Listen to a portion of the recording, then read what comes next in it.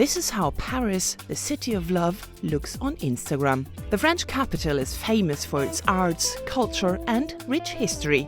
But does reality come close to the romantic pictures posted online? Let's do a reality check. More than 2 million people live in the French capital. It stands for beautiful architecture, romantic streets. It's one of the world's top tourist hotspots. But does the city live up to this reputation? Let's visit 3 of its main attractions. First up, the Eiffel Tower. Built by Gustave Eiffel for the World's Fair 1889, it's the city's tallest structure. But taking romantic pictures like these is a bit tricky and can be quite dangerous since you have to stand in the middle of the street. Plus, to walk beneath the Eiffel Tower, you now need to buy a ticket. After numerous terrorist attacks over the past few years, the city of Paris has constructed a transparent wall around the structure. You need to pay to get past it and wait in line to do so.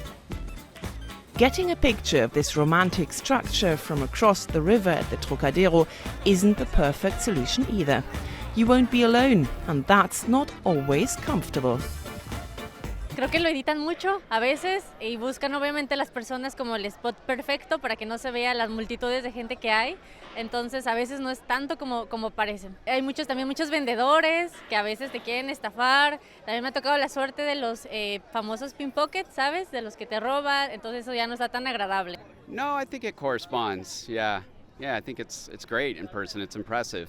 I definitely had a more idyllic perception of it from the pictures and Instagram and what I'd seen than what I actually got to see here.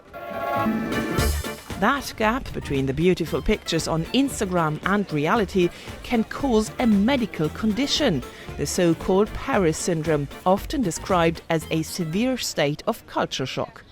Instagram probablement participe et puis les gens qui viennent sont quasiment intoxiqués à Instagram. Il n'y a pas le recul nécessaire. Beaucoup d'images un peu idylliques, images d'Épinal dans la tête, comme on dit en français, avec cette ville magnifique, cette ville propre, cette ville safe en termes de sécurité, la beauté des monuments et puis la réalité, les transports en commun, la saleté de la ville, parfois des agressions également. Et donc c'est cette différence finalement entre le fantasme qu'on peut se faire ou l'image projetée qu'on peut se faire et la réalité qu'on va vivre. Ça fait un peu vriller le cerveau. Il y avait des symptômes comme des hallucinations, comme un délire psychiatrique et ça nécessitait une hospitalisation. Every year, the doctor treats dozens of people with the Paris syndrome at his hospital. So how about our second stop, Montmartre, with its majestic Sacré-Cœur Basilica, located right next to a picturesque artists' quarter? Is the place as beautiful as people imagine it? Well, the view from up here is truly breathtaking. But again, you'll have to share it. The hill is almost always crowded, and to get into the cathedral, you'll have to wait in line. However, the queue does move quickly, and the church is well worth the wait. Built in the 19th century, the limestone building features beautiful stained glass windows and one of the largest mosaics in the world, the triumph of the Sacred Heart of Jesus. But the cathedral is not exactly a quiet place either. If tranquility is what you're looking for, though, you can always cross through the artists' quarter. You can find some space for yourself in the quieter back alleys. So what about our third stop, Notre-Dame de Paris? It's the cathedral where, according to the famous French writer Victor Hugo, Quasimodo fell in love with the beautiful dancer Esmeralda. People from around the world still remember 2019, when a fire partially destroyed the more than 800-year-old building.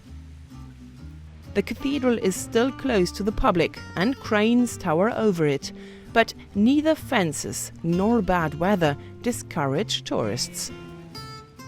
Ich finde, es lohnt sich trotzdem noch. Man sieht das meiste davon. Klar, ein bisschen Kran ist im Hintergrund, aber es lohnt sich noch. Also ist ja schon fast wieder aufgebaut. Notre Dame will partly be opened again by the end of this year. The bottom line? Don't expect too much of Paris if you don't want to get the infamous Paris syndrome. But the city is still worth a visit. you might want to avoid the Eiffel Tower, but Sacré-Cœur and Notre Dame are still charming despite the crowds.